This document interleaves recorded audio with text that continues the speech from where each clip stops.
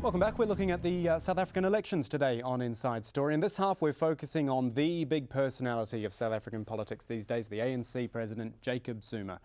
And really, what can you say about the man that hasn't already been said? Charismatic and inspirational to some, corrupt and with questionable judgment to others. We're going to talk more about Jacob Zuma now with our panel today. In Pretoria is Jesse Duarte, in Cape Town is Paul Bowie, and in London is Andrew Feinstein. Andrew Feinstein, I'll come to you first of all. In your opinion, what is behind Jacob Zuma's huge popularity? Because when you look at him from outside, as we do, it can seem surprising, I think, to a lot of people that he is as popular as he is. Yeah. Well, I think two elements, really. I think the one is that he is not Thabo Mbeki. Thabo Mbeki, former president, became deeply unpopular because of his autocratic style of government, his aloofness, his distance from ordinary people. Jacob Zuma, in many ways, is the opposite of that. He's almost an unintellectual. He is, as you say, very charismatic. He's a singing and dancing leader. He connects extremely well with ordinary people and brings a completely different style of leadership. That's on the positive side.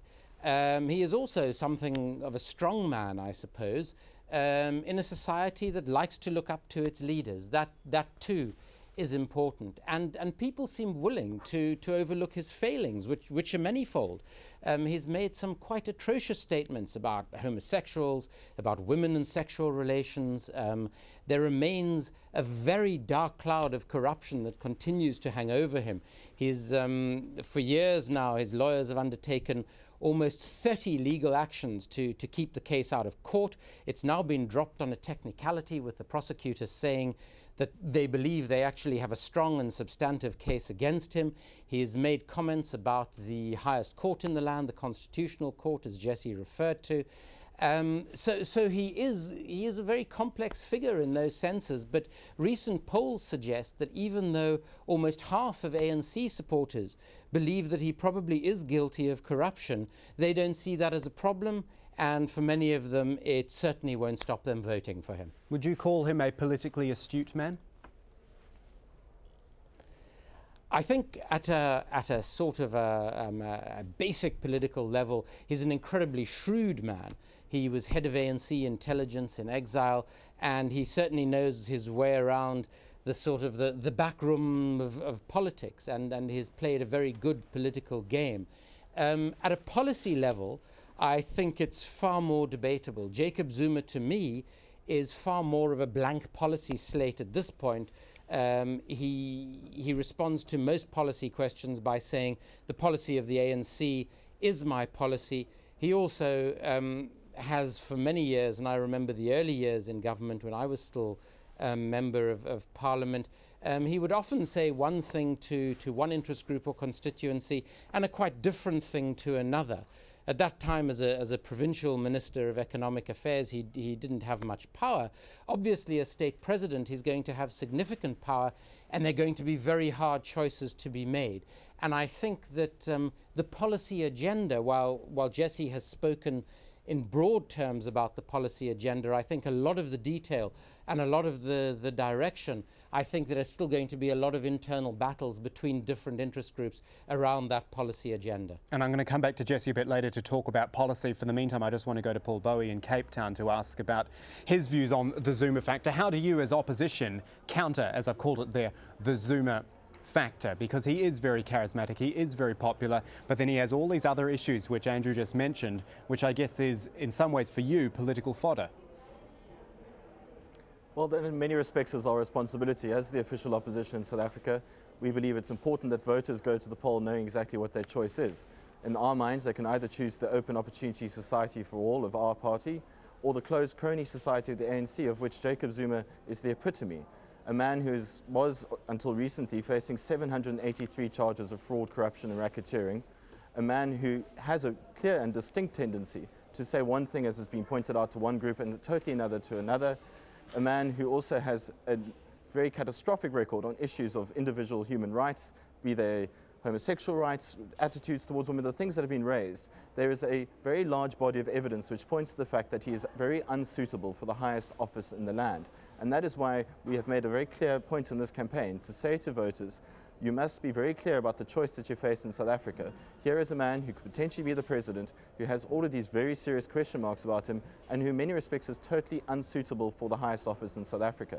If he ultimately ends up in that office, one must respect the outcome of, obviously, of the election, but at the same time, it raises very serious concerns going forward about the strength of our constitutional democracy, the kind of threats that will come under Jacob Zuma's leadership. All right, let's let Jesse Duarte in Pretoria have the right of reply now, because Andrew has said that Jacob Zuma has a blank policy slate. Paul has called him unsuitable to be leader.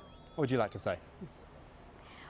Well, let me first of all say that it is the ANC's policies on freedom of expression, as well as the ANC's policy on the right of choice and the acceptability in our country of everyone's right to have their own sexual orientation. Nobody needs to question that. It is also the ANC's policy for people to enjoy their religious rights as well as their cultural freedoms without question. And if I remember correctly, during the arguments at CODESA, it was the ANC who was in the forefront of ensuring that these progressive policies find themselves rooted in our Constitution. So whatever the views of an individual are, they can never change what the fundamentals in our society have been and have been shaped by the ANC. Comrade Jacob Zuma is a man of consensus.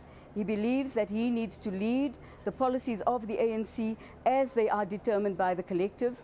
He may have his own views, and we all respect his right to do so, but it is the economic policies as well as the social transformation policies of the ANC that will be implemented in the next administration.